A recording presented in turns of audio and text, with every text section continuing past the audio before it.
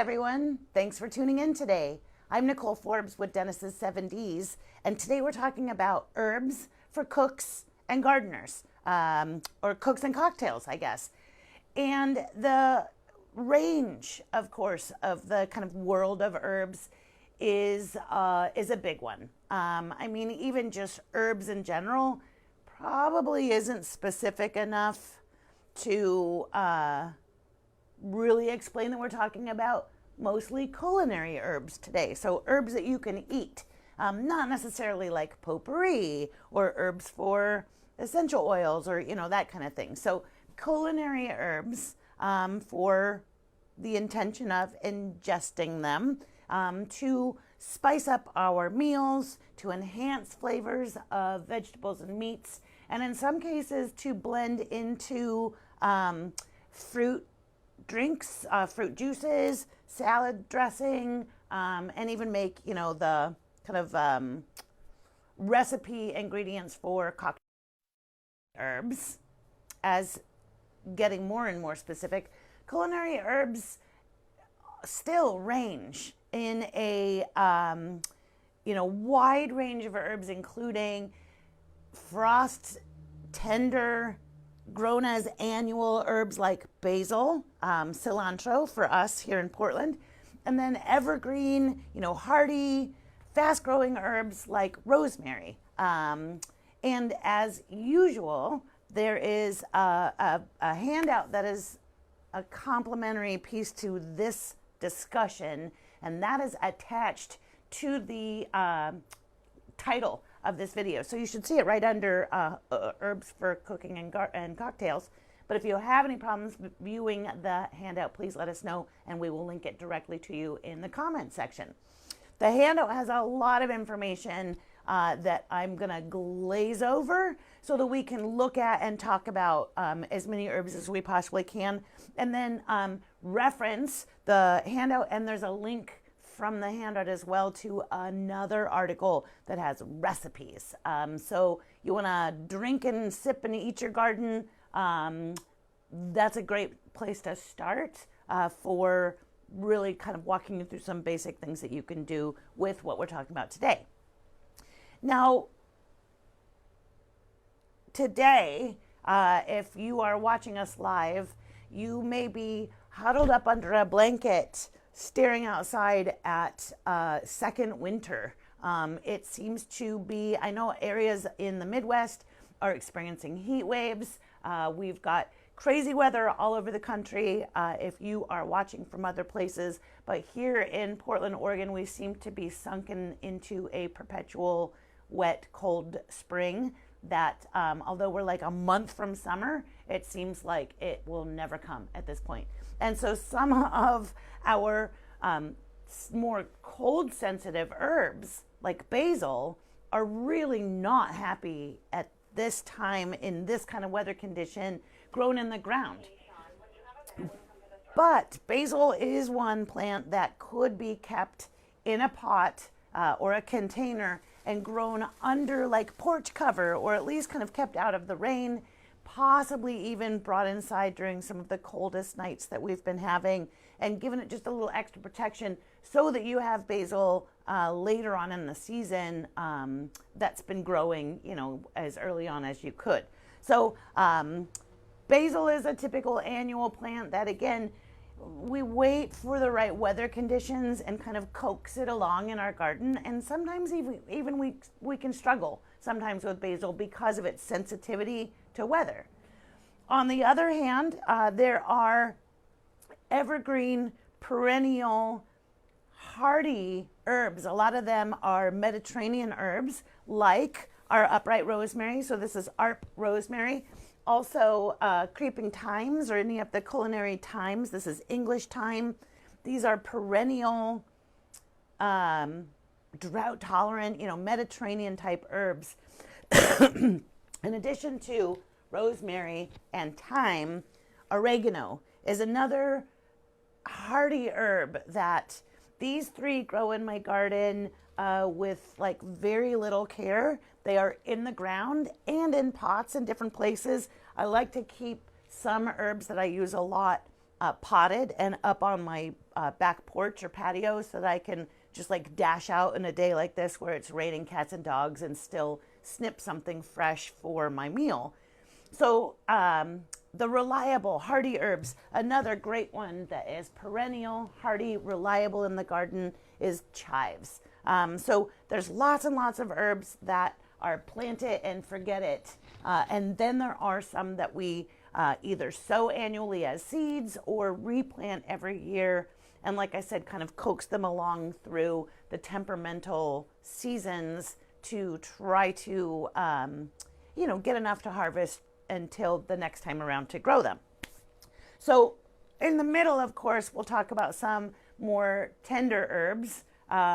Sage, I'd like to kind of consider sage tougher here, but it really depends on the drainage that you have for culinary sage, how well draining our clay soil is, and kind of along the same veins, just how wet the season is. Sage is what we would consider semi-evergreen. It's hardy to like negative temperatures, but we're still lucky to have sage survive if it's a really cold and wet winter. It looks a little worse for the weather. So just that next stage from super reliable to a little bit extra growing conditions required for sage.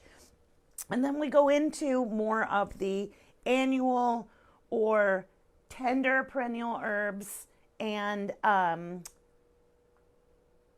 one specifically that it grows so well that it becomes invasive and a problem, and that is mint. So want to kind of cover, like I said, from one end of the herb spectrum to the other, giving you both a sense of what you can plant and forget about, basically. Well, don't forget about them because you want to go harvest them, but plant them and find them to be low maintenance herbs like the rosemary, thyme, oregano, and then those plants that we do need to kind of give special growing conditions and dote on a little bit extra, such as the basil.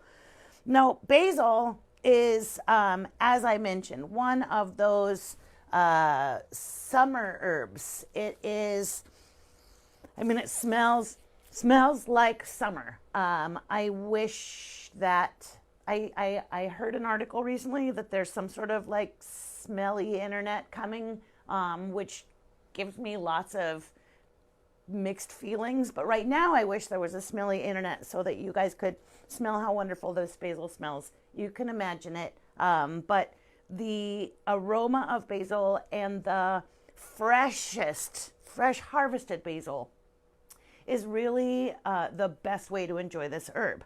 Basil is not an herb that dries and holds its flavor terribly well. So it is, that is all the more reason why we kind of, cherish this as a summer herb for that fresh use and fresh flavor. So basil is one of those that, again, you want to pick just as much as you want to eat or use as fresh as possible.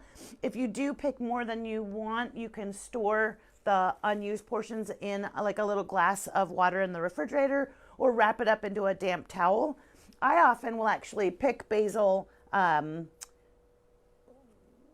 in the same way as you would trim it or prune it. So in between the leaf sets where you've got a long stem, here's a good example here. We have a set of leaves and a long stem, and then another set of leaves, the stem and another set of leaves. So when I call pinching, or when I would pick basil, I would pick it as a form of pinching the plant, and that ends up helping to prune it and make it bushier. So pinching can be done with your fingers because it's soft, and I would just snip it right there above a set of leaves. And now what I have is a little bouquet, one little stem of basil that gives me 4 good-sized leaves and a couple of extra leaves there that were teeny tiny, but I'm going to eat them anyways.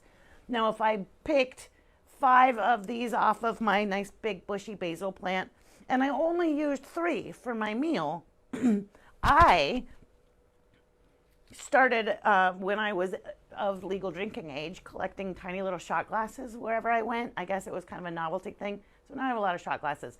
I use them more to root things these days because, you know, I've grown into a different phase in my life. And so shot glasses are the perfect size to hold a teeny tiny herb cutting and a nice volume of water that gives it a chance to root out without the water getting funky and stale. So I'm able to, you know, change it out pretty quickly. But putting a little cutting of basil into a glass or shot glass or small glass of water and then leaving it on your kitchen windowsill, you'll actually see that cutting begin to root. And so it's one of those that then could either be grown inside the house or planted back outside so that then you've got that sustained or continued harvest. Or you could, you know, just snip it and use it next week as it sat there in your kitchen windowsill. It's still basically fresh and continuing to grow, especially if it's gotten those roots. So this is like your standard basil, Genovese sweet basil. It's like the Italian standard, you know, for pesto and what we see on the lovely caprese salad plates and things, our Genovese sweet basil. But basil also is not just an Italian herb, right? So basil is used in quite a few different culinary traditions, including Thai food. So we have Thai basil. This is Siam Queen Thai basil. And you can see just side by side some physical differences between the Genovese sweet and the Thai basil. And just rubbing against the Thai basil, I'm like, ooh, give me a rice roll or a spring roll. I can like taste the smell, but taste the difference in the two herbs. More anise flavor is kind of the description that we use. But it's so hard to talk about flavor. That's what I mean. If you could smell it, you would know. And one of these days we'll go back to in-person classes all over the place and we'll all smell herbs together again. So Thai basil Siam Queen, just a different type and used in different dishes, a better, more suitable flavor for Thai cooking and even Indian cooking. You would use Thai basil rather than the Genovese sweet basil. And then we have African basil. This is amethyst improved African basil, and it is closer related to that Italian Genovese type. You can see that larger, kind of more rounded leaf. It is definitely almost black. It's so purple maroon, and it's got a wonderful aroma as well, not quite as potent in flavor as the Genovese basil, and really a little bit less of a robust grower. So anything that's not green just doesn't have the power of green. And so it's kind of, you know, it cranks along, but it just doesn't get as big as the green basil does. Now, all of us deal with basil in the sense that when we plant it, it would love to have this consistent kind of warm summer temperatures and no changes. But instead we end up with kind of fluctuating temperature conditions like we do here. And so basil goes between, warm days, cold nights, cold days, cold nights, warm days, cold nights, et cetera, et cetera. And the fluctuation causes the herb to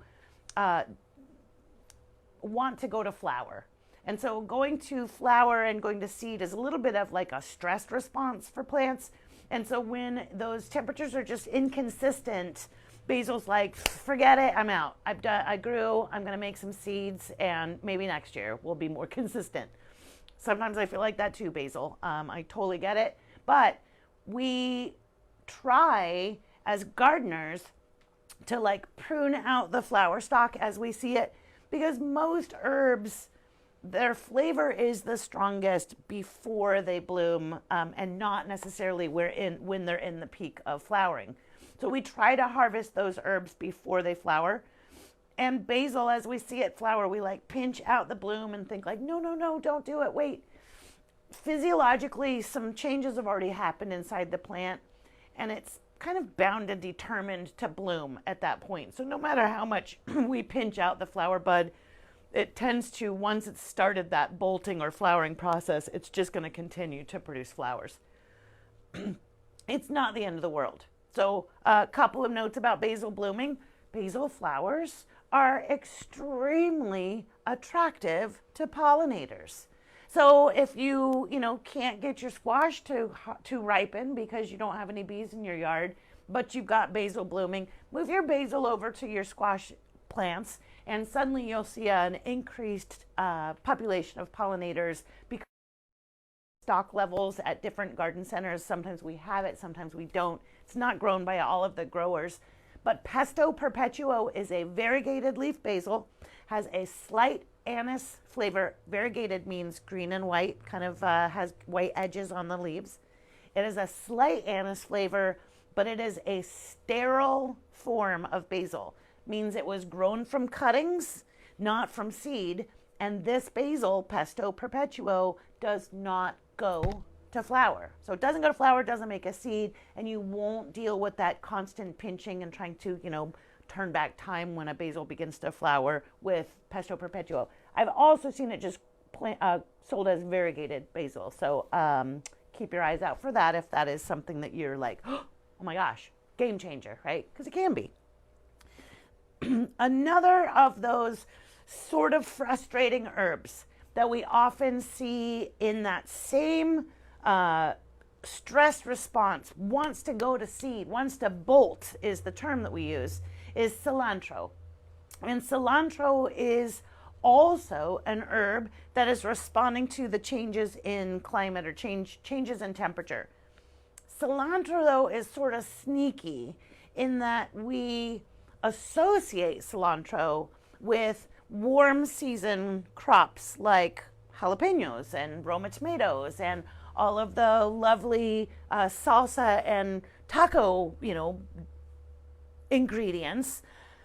But cilantro actually prefers it cooler and moist. So in the early spring, 6 weeks or more before basil arrives, the first cilantro starts to show up. It's tolerant of this kind of weather. In fact, this is cilantro weather, which, I guess that's something to be happy about. Unless you're one of those people who are genetically predisposed to not like cilantro. And that is a thing, like rolling your, like your earlobes are attached or detached. You can roll your tongue or not. You like or don't like cilantro. These are things that you inherit from your parents. So blame them if you don't like what you got. Similar to basil as well, the flowers of cilantro, if they do go to seed or start to bloom, are attractive to pollinators. And if cilantro makes a seed, if the flower goes all the way to a little round ball seed, that's coriander. So now you've just have a whole nother crop of spices to pick and put into your spice jar in the kitchen cabinet or whatever. Or you can let the cilantro seeds fall on the ground, and in either later that fall or in the spring, they'll germinate and grow you new volunteer cilantro, which you may not recognize right away and you think you have weeds, but as soon as you pick one or two, you can smell that cilantro aroma again and realize that now you've got cilantro coming up from seed. So it's not the end of the world again, but you'll see varieties such as this little cilantro here, which is called Santo Slowbolt cilantro. So grown as an annual, it is fine in a container or in the ground. And really for cilantro, the key to keeping it from bolting in the first place, aside from good weather, is to constantly pick it. So the best way to harvest cilantro is in a technique that I call cut and come again. And cut and come again would be taking a cilantro at about this size, even maybe let it go another week so it's bushier. I will set my fingers right down on the soil layer so that I'm at least protecting kind of the bottom crown. The really active growing part of the cilantro is not going to get cut. So lay my fingers there like I'm doing a hair, and then I go snip and I take off that nice big bundle of cilantro. And that's going to be enough for, tacos for two, for example, or to throw into my omelet. And in up to about 3 weeks of typical spring summer weather, the base of that cilantro is going to grow back to about this point. So if you have a couple of different plants of cilantro groupings that you harvest in such way, once a week, you could cut one of those, and then you go week 1 on the first one, week 2 on the second one, week 3, Taco Tuesday every week. And then by the time you've cut week 3s, the next week, number 1, should be back to a harvestable stage. Now, most cut and come again type of harvesting can only be done about 3 times before the plant's just pushed up too much new growth without being able to like sustain old growth, that it kind of gets worn out and tired. So then you start cilantro again from seed, or buy another package, or start from the garden center. And you'll see in the handout, it's suggested that we start cilantro. If you love cilantro, start it every couple of weeks from seed, so that you always have kind of some at different stages in the garden. Cilantro is one of those herbs that really does not dry and hold its flavor. It is better you can pick and freeze the fresh leaves. You can ideally use them just as, fast and fresh as possible. Or one of the things that I love to make is cilantro pesto. So back to basil, we know, before I knew that pesto was not exclusive to basil, I thought, well, basil and pesto were kind of almost the same thing. But pesto is a blended herb sauce, essentially, or spread, that is the herb itself, or even a combo of herbs, blended with an oil, and usually another, like a nut or a cheese added for a little bit of fat. You can make arugula pesto, delicious. Cilantro pesto, amazing. Basil pesto, no duh, right? So I wouldn't put cilantro pesto over pasta, but the best thing, like cilantro pesto smeared onto like a panini bread with a little green apple and some smoked mozzarella. There you go, right there. You're welcome. There's a great sandwich that you need to make. So not every herb is going to be dried and stuck in a spice jar, and you may find uses for ice cube trays where you can freeze chopped up bits of herbs either in water to then be able to throw into soups and sauces. Yeah, you're adding a little bit of water with the cube, but so take some out of wherever you're adding water, and that way you've got that fresh herb going in. Or as I mentioned, blend it up into a pesto with oil, or even just preserve it in oil or vinegar, and then you've got that herb to use later, as well as usually a flavored vinegar or oil to boot. Now, dill, another of the kind of, basil, cilantro, these are specialty herbs. They're not in every dish. Dill is another one of those herbs that it's not in every dish, and dill is a flavor that is usually best kind of on its own. We don't see dill mixed in with a lot of other spices in herbal blends. Dill is pretty much usually just dill. Obviously, fantastic with eggs, with potatoes. And I do this multiple times a year in these videos. I'm a lifelong vegetarian, so I don't tend to talk about the meat applications of these herbs, but I think that's what everybody knows, or I'm pretty sure that that's what everybody knows. So dill is good for meats, I'm sure, and I'm just going to make a blanket statement like that. Fish, maybe? Yeah, fish. Okay, good. So dill, though, is a large growing plant. We're going to see up to 3 to 5 feet of this just feathery, plumy growth that's just sweet and petable, kind of airy and soft in the garden. Full sun is best. Dill grows in like horrible soil. It does not need nice fancy soil, and in fact often the richer and more nutritious your soil is, the more poorly dill will grow.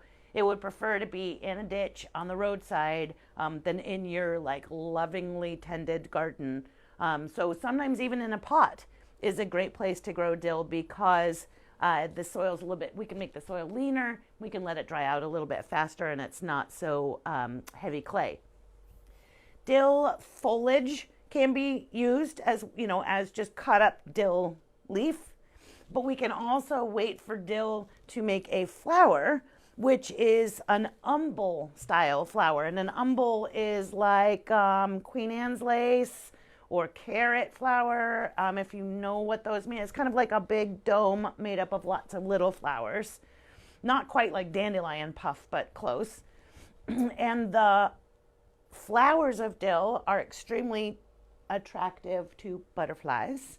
In fact, the plant itself, dill's foliage can be, dill and fennel can both be known as larval feeding plants for a couple of different varieties of butterflies.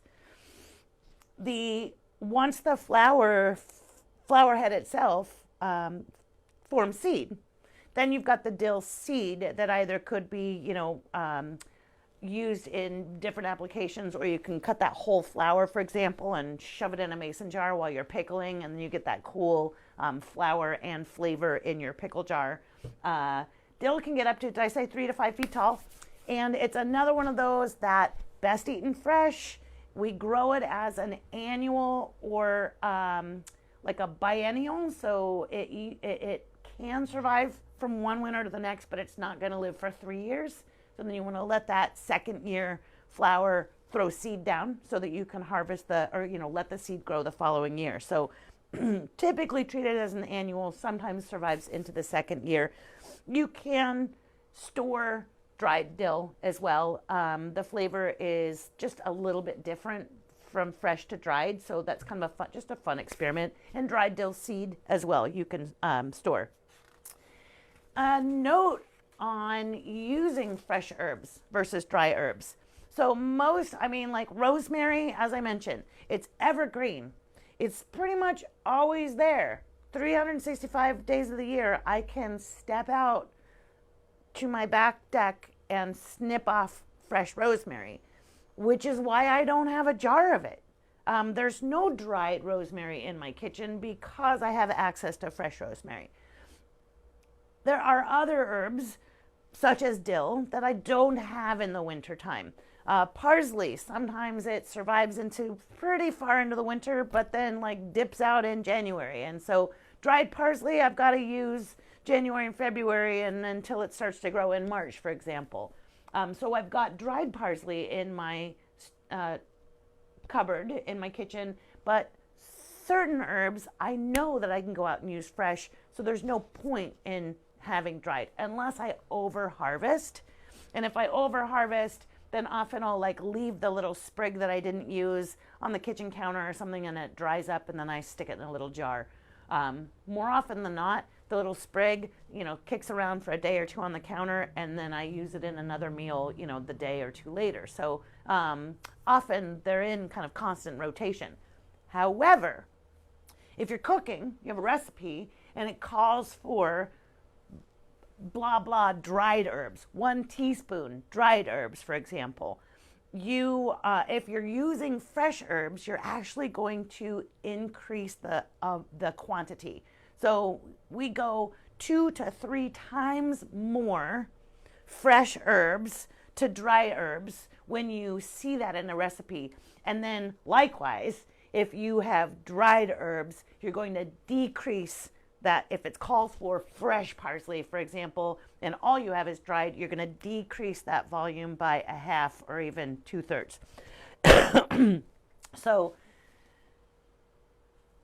you'll learn that, and of course, you can go overboard with herbs. So if you may want more subtle flavor, don't go 3 times with your fresh herbs, but go double the quantity, and then you can always add more, right, as you taste and sample.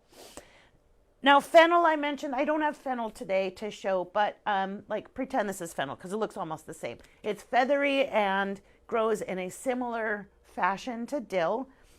Also likes lean soil, ideally in full sun, same umbel style flower. They're both in the carrot family. Fennel can get even taller, so up to, again, 5 feet or more. And fennel so there's 2 types of fennel we grow. One is kind of just the leafy fennel, also makes seed.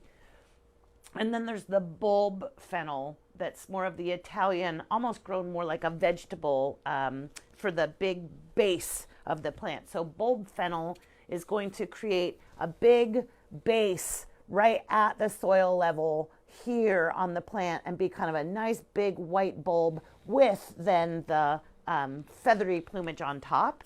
And as bulb fennel then gets to the size that you want the bulb to be, you're going to harvest it from the ground and eat the whole bulb. And you could eat the foliage as well. It's all flavorful, but it's got different, the foliage has a different flavor from the bulb itself. And then the fennel, the non-bulb fennel, is more for the seed. Primarily, we use the fennel seeds. And fennel seeds are they're like a digestive aid. They improve breath, and they have a lot of nutrition actually to them. So calcium, potassium, iron. They've got significant vitamin A as well. So fennel seeds are actually really good for you. But fennel likes that kind of warm, moist climate, and like I said, lean soil. So a summer herb for sure, but can spread in nature and actually become invasive. So there's a bronze fennel that you'll see just like, you're driving along, you stop at a stop sign, there's a crack in the cement and there's fennel growing. That's how fennel can be. Now, again, as I mentioned, the one good thing about fennel is that when it gets loose, is that it can be a food source for butterfly larvae or caterpillars. And then the flowers themselves are also attractive to pollinators and butterflies too. Talking about spreaders takes me to, and this is all alphabetical, so it's just good, like segues are just falling in place. Another spreader, mint. Now, mint is, mint is one of those that like most people know that mint is a spreader. It's like pretty common knowledge. You don't even need to be a gardener to just know mint is everywhere. And if you put mint in the ground, it's going to be there for good, and it's going to take up a good amount of space as well. Mint thrives in moist soil though. So the one way to control just like rampant spread of mint would be to reduce the water to an area, or if you're irrigating and you see it spreading, just cut off the watering and mint won't be quite as happy. But if you have a wet spot in your garden that other things won't grow, that could be a great place to get mint going, and it won't really compete with anything else. Mint spreads from underground or even surface runners, and the roots, even if you think that you have like weeded and pulled all of the mint out of the ground, a little tiny piece of mint root has the ability to be mint again. So I always just extremely stress that it's much wiser to plant mint in a container than it is to put it in the ground. And it's even my husband who I think has drawn a line directly from mint to government and just said, you just don't want to turn your back on it, which I think is, that's a good one to remember for most people. Mint is also prolific in crossbreeding. So it flowers, and its flower is super attractive to pollinators. It's a cute little flower. Usually it's kind of a little purple plume or bottle brush. Sometimes it's white, but always buzzing with little bees and butterflies and pollinators. So that's a nice part about mint. And then mint crossbreeds with one another really well, which is how we have, 25 different species of culinary mint. Not just cultivars, but like 25 new and unique species of mint. The two primary ones, peppermint and spearmint. All mint has that menthol content, which gives it some heat, and has some is used, on our skin to actually stimulate blood flow to the surface of our skin. We see mint in digestive aid beverages. So mint tea is good for your stomach. Mint is used again in like our toothpaste as a stimulant and a wake up and a freshening of your breath. So mint is really everywhere in our world, and there's so many different varieties that are used. I brought today two of my favorites to the table. One is chocolate mint because, yeah, that's a thing. Oh, whoops, I didn't get chocolate mint. I got orange mint, which is also lovely, but chocolate mint is better. So you can see, look at it warning you, I'm coming for you and your garden treasures. This is how mint spreads. So surface runner, already forming roots off of that surface stem. And then we have these lovely tops that are like, oh no, I'm just up here. If you don't look, you'll miss that they're running along on the surface. So orange mint, mint also has a square stem, which if you take the stem and kind of roll it back and forth in your fingers, you will feel the edges of the mint stem that tell you you've got that square mint. All plants in the mint family have that square stem. And then this is pineapple mint, or sometimes it's just called variegated mint. Now you can see pineapple mint tossing its little legs out at the same kind of rate as the orange mint, but they're a little bit more, they're a little thinner, and they're a little bit more on a downward trajectory. Pineapple mint, cute as can be, it's just a different, more of a quilted leaf. It's got that little white edging to it, and pineapple mint has a pineapple, smell-o-vision, has a pineapple smell to it and a minty smell to it. And pineapple mint is one that can be used in hanging baskets as like a trailing herb in the like herb containers that you're looking to do that like filler, thriller, filler, spiller kind of design concept. Pineapple sage, or excuse me, pineapple mint could be your spiller in that sense. Mint, you'll see at the end of one of the two handouts that we have for you today, I give you mint ice cream, homemade mint ice cream recipe, which is one, I mean, the mojito is a great way to use mint, but mint homemade ice cream is just to die for. It's not green unless you add green food coloring, but if you have a homemade, or if you have a home ice cream maker, you just follow the recipes for vanilla and add mint into the milk as you're warming it up and dissolving the sugar into the milk. And it's just absolutely delicious. You'll pull those mint leaves out and then process the recipe just the way that your ice cream maker recommends, and you will have mint ice cream in the end, and it is divine. So the things that you can do with mint, I mean, range from, as I mentioned, tossing it into fruit salads, foot baths, homemade Vicks rubs, mojitos, ice cream, you name it. Another one of the good, reliable, always there and always able to give me something fresh in my garden herb is oregano. And oregano is another one of the herbs that I'm doing this all, like I got to pet him and smell him. And I wish you guys could too. So oregano is another one of those herbs that there's a wide variety of. Oregano, many of us associate specifically with Italian cooking and Italian dishes. But oregano is also used quite a bit in Greek dishes. And there's a wild oregano that just grows in Greece that is kind of known, you know, to be used in their culinary traditions. And then oregano is also used quite a bit in Latin American and Mexican dishes. And so the range of oregano, you'll find Sicilian, Italian oregano, Greek oregano, hot and spicy oregano, golden oregano, and then a milder form, milder flavor, but similar to oregano is marjoram. And so you'll also see marjoram as kind of next to, or as, I just kind of look at it as like an alternative to oregano. Grows similarly, marjoram's a little bit smaller in stature. Oregano can get up to like 2 feet tall and wide.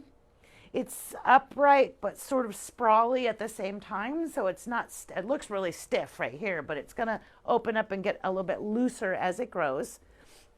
It is has a pretty pink flower in the like late spring, early summer. And oregano flowers, again, theme here, attractive to pollinators and butterflies. And all herb flowers are edible as well. So if you wanted to like pick the flowers and throw them into cocktails or salads or, you know, onto a cake or whatever, that's a whole nother way of enjoying the herbs when they bloom. The flavor, though, is a little bit less concentrated when the herbs are typically in flower. So you know, as I mentioned before, your best flavor, best time to prune or to use them and harvest them would be before they flower.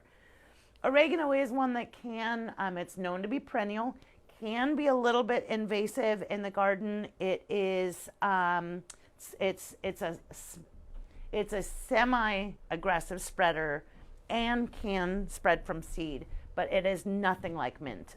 So it's easy to pull. It's a little bit woodier, and it doesn't leave behind like tiny little remnants of root that can regrow like a mint does. So it's easier to eradicate if it's somewhere that you don't want it to be as well. Oregano is fine used fresh, great stored dry. You can chop it up and freeze it. You can make wonderful oregano oil, of course. And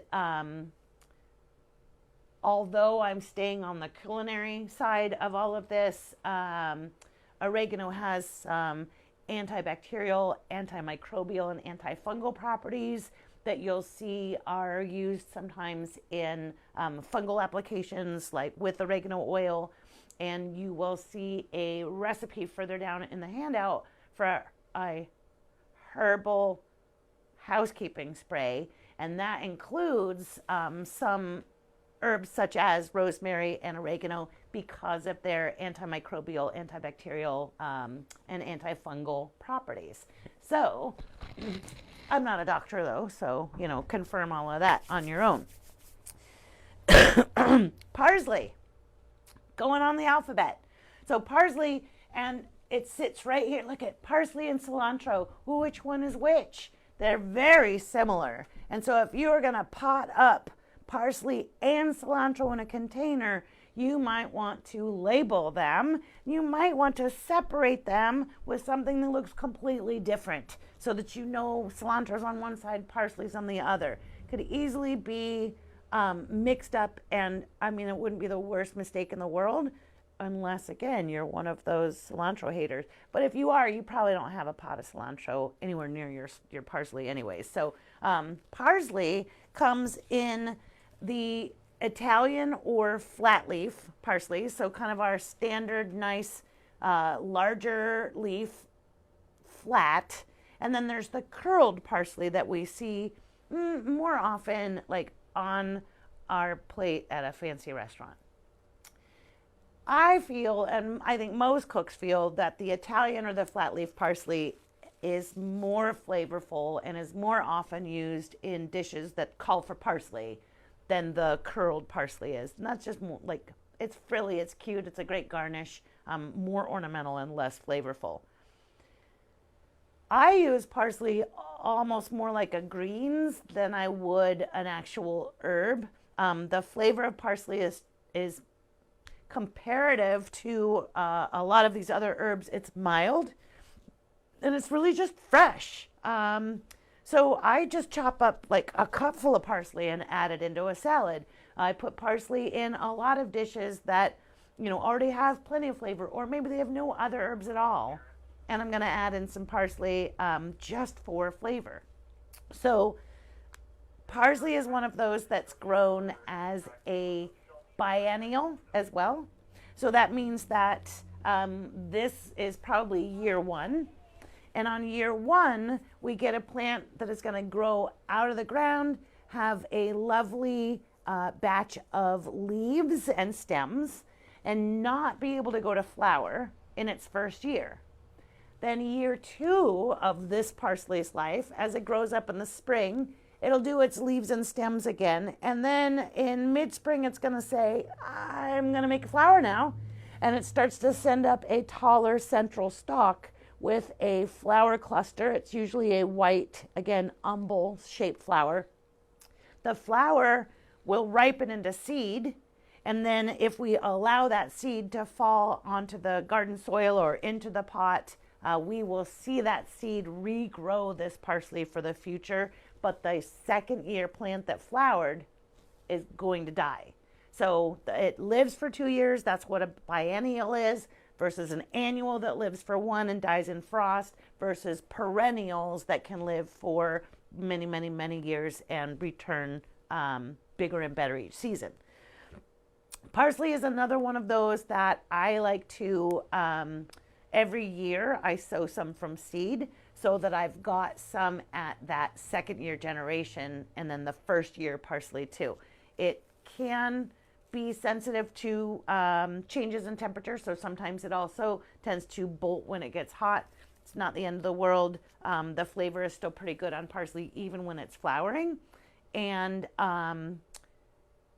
it's just, it's like I said, it's an herb I use a lot in my garden, so I grow a lot of it, and I always want to have some kind of at varying stages of maturity, which is why I tend to find it easy to grow from seed. It's easy. It comes up easily from seed. Parsley does not, I mean, you can get dried parsley, but its flavor doesn't necessarily concentrate when it's dried. It's there, but it doesn't seem to concentrate as a lot of the other dried herbs do. So if I can at all possible, I'm going to use parsley fresh, not necessarily dried.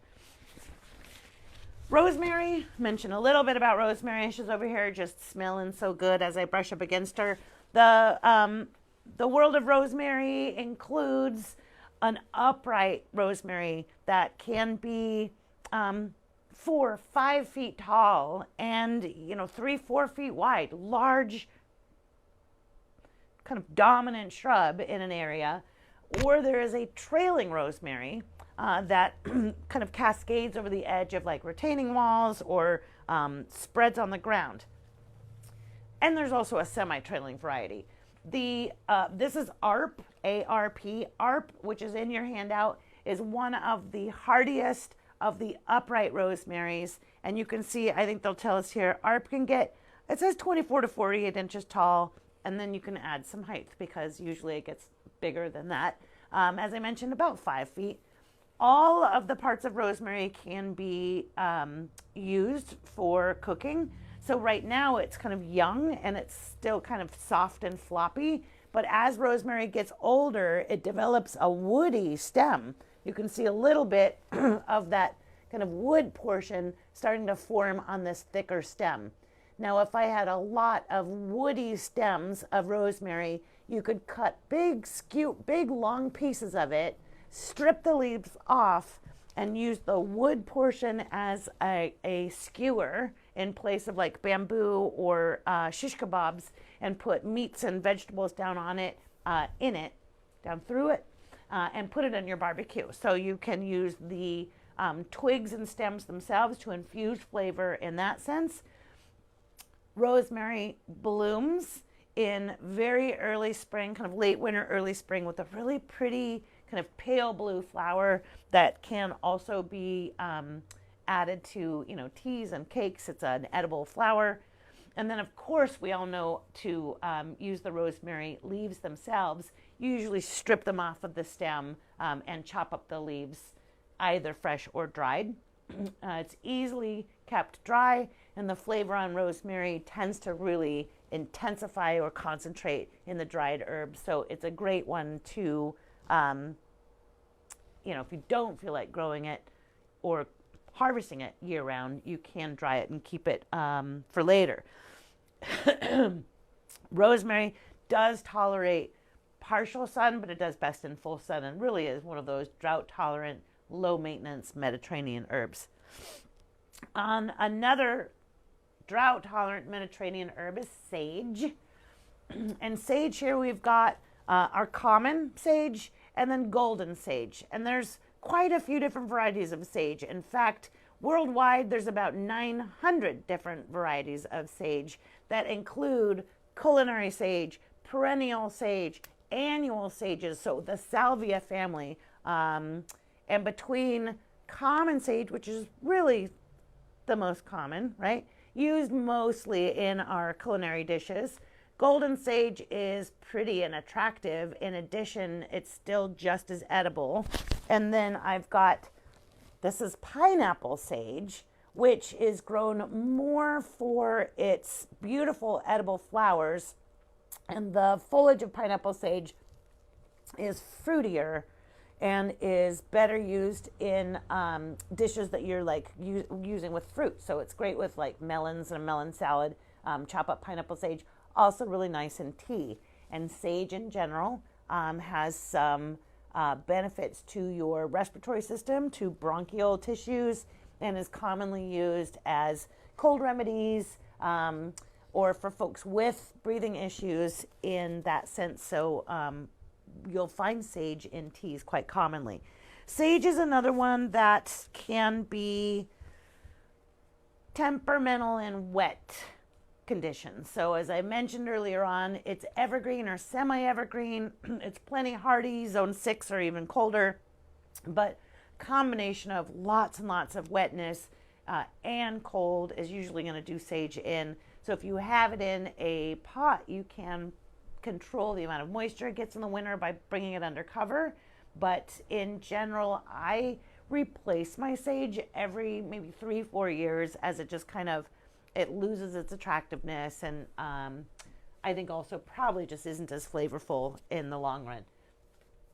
Herbs really, they don't last forever. I mean, rosemary lasts a really long time, but the rest of these herbs, they grow pretty fast. You're constantly harvesting on them. They get woody over time and bigger than you ever expected. I mean, you take a little herb home and you don't expect it to get 3 times its size in your little herb garden. So it may be time to start over when things get woody and crowded and all of that. So replacing them, refreshing them is just sort of part of the deal with herbs. They work really hard, and so they're kind of better fresh.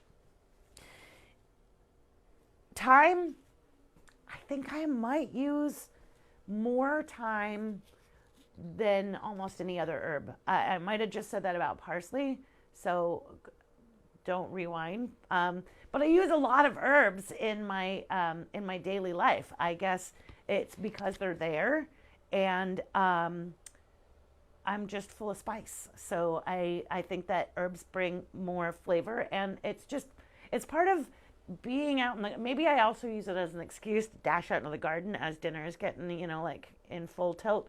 But it's always fun to just dash out. I don't always bring my serious pruners. So these are on me when I am gardening or thinking about gardening or when I've just finished gardening. But often by the time I'm in the kitchen and maybe, in my cozies and slippers or whatever, I'm no longer wearing, I know it's shocking, but I no longer am wearing my pruners on me. I like to go out into the garden to cut herbs with a little kind of more simple pair of snips or scissors. And I recently, these are just a Zenport professional scissor, but I recently got these and I really love them. Not only because they have this, hopefully, I haven't lost it yet. They have this little pocket protector, I'm going to call it. So this nice little cover that goes over those sharp blades, and just so that I can stick it in my pocket. But it's a small pair of scissors, very sharp, and enables me to just get right in there, snip off a handful of this, that, and the other, even tough enough to get through the wood of a rosemary stem. And then I just hang these right on a nail outside my sliding glass door, and I just grab them when I need them.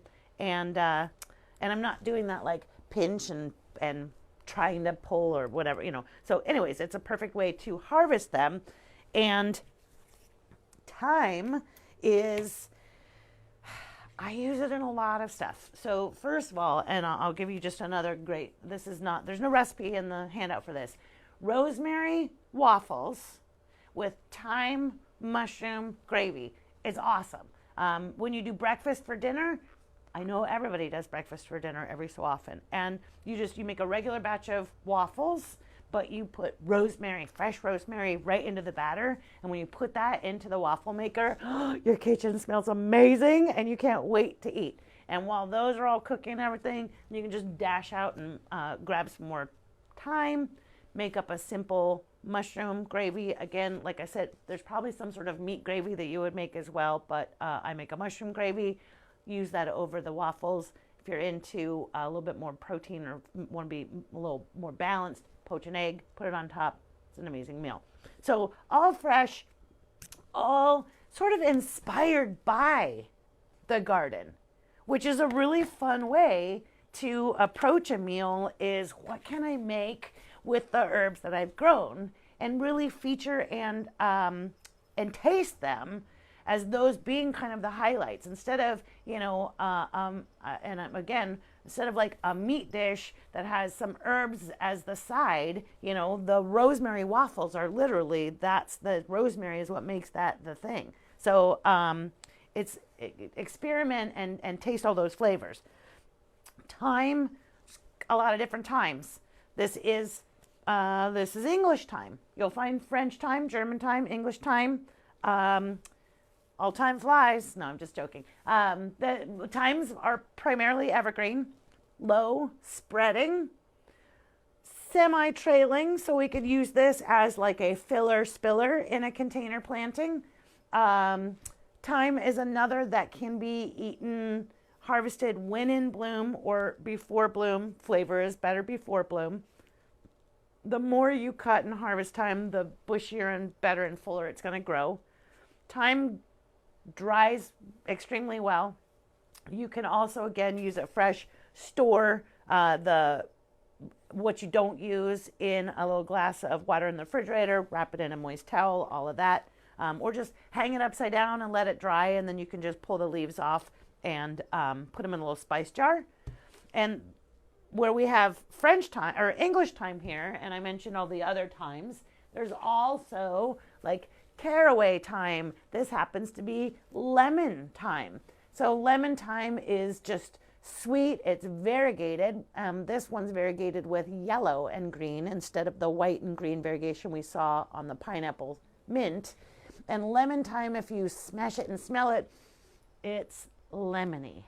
So it has both the thyme aroma and flavor, but a distinct citrus flavor as well. So a great combo for lots of different culinary uses is this great lemon thyme. So kind of, experiment even with all of the different thymes that are out there to find the ones that work best with the different combinations that you are looking for. You'll see towards the end of the handout other herbs to know and grow. Chives, I don't know whether to call chives a vegetable or an herb. So there you go. They're somewhere in between. It's definitely grown.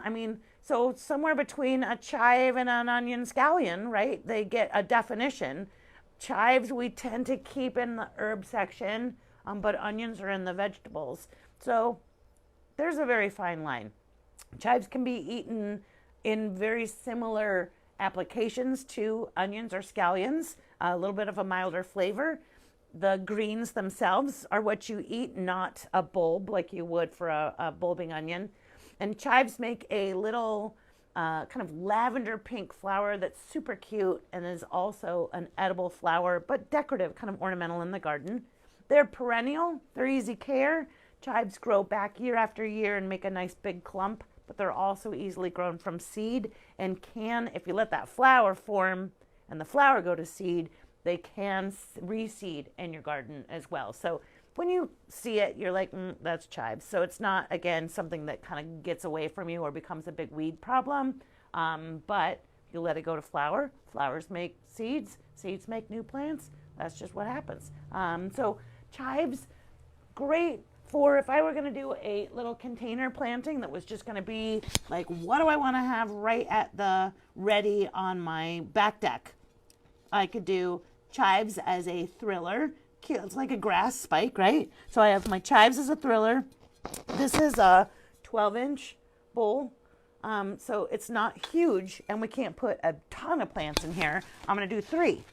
Chives as my thriller, oregano as my filler,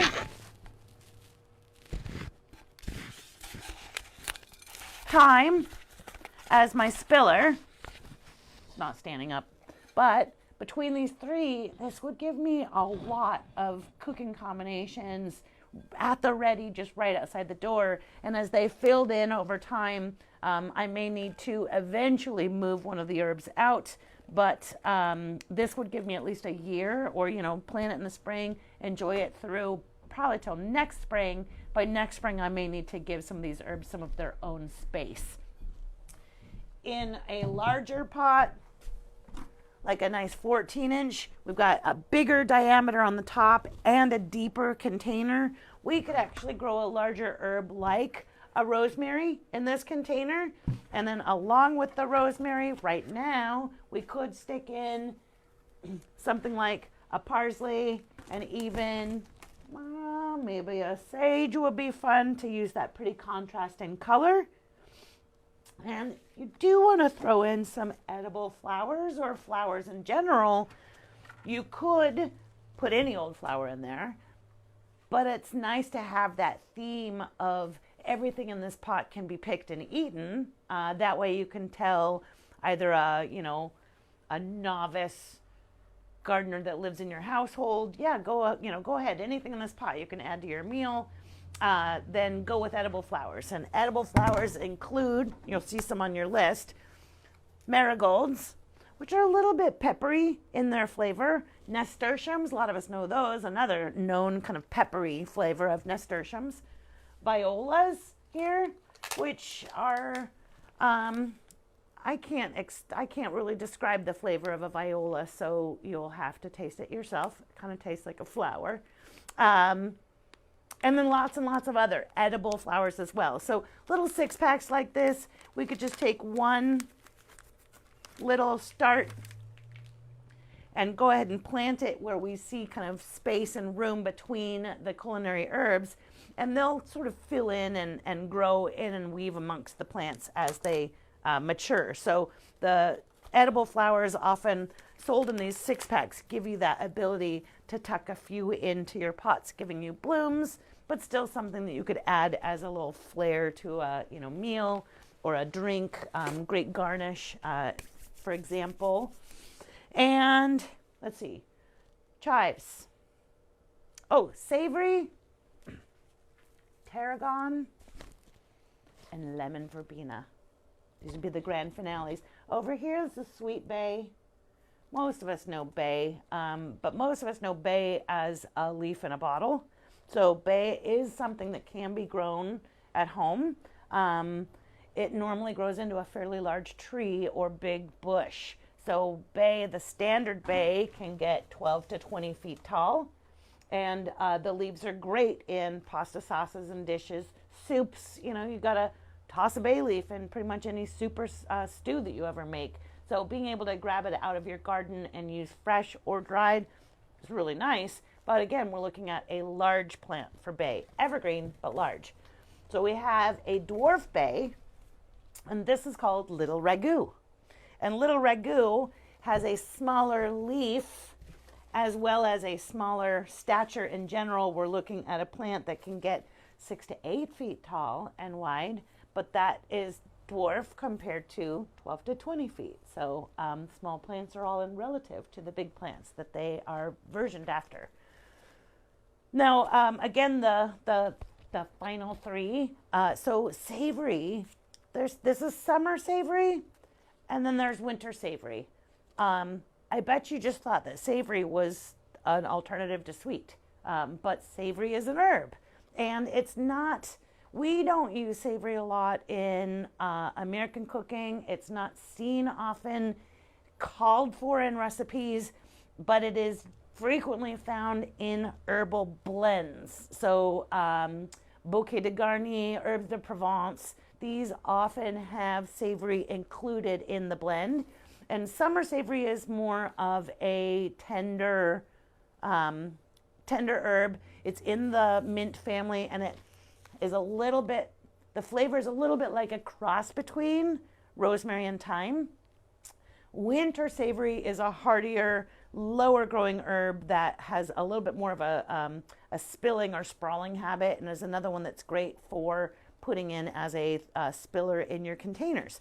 So winter savory and summer savory have a similar flavor, but again, you'll see a difference in their growth habits, and usually summer savory is not around in the winter, hence its name.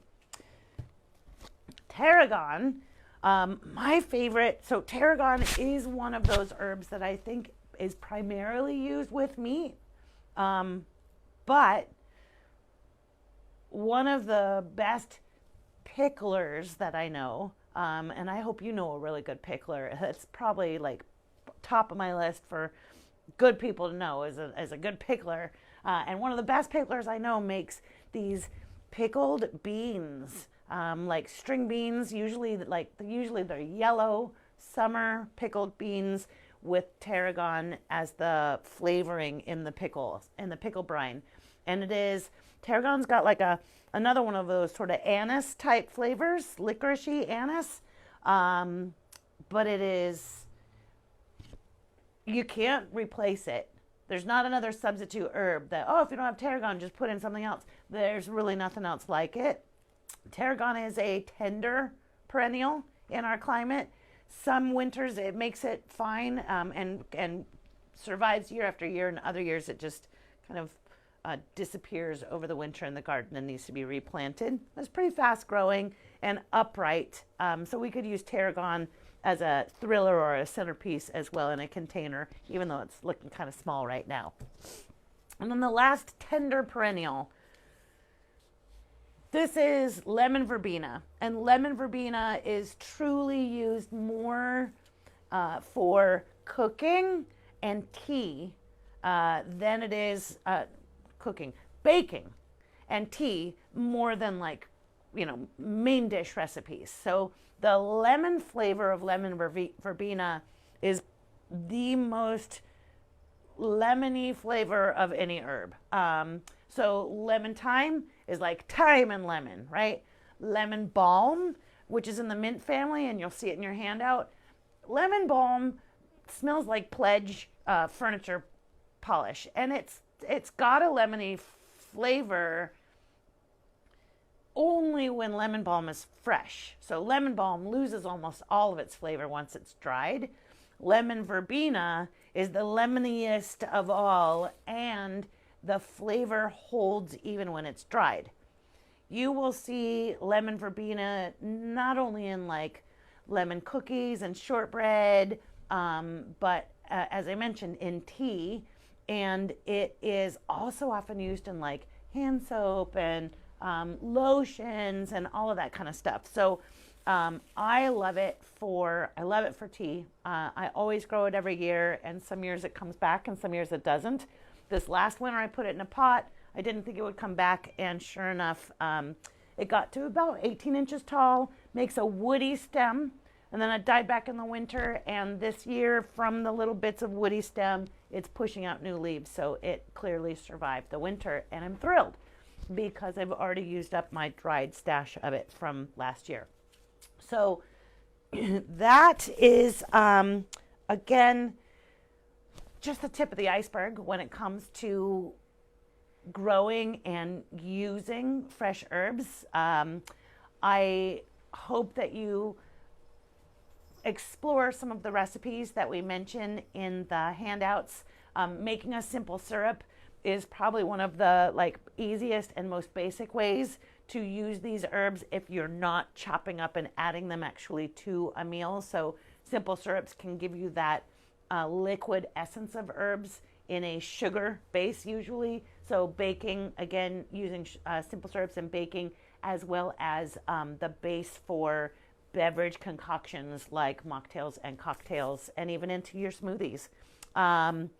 If there are questions, feel free to throw them into the comment section, and I will reply as I can today. And as always, I love that you watched to the end. Thanks so much, and everyone, happy gardening.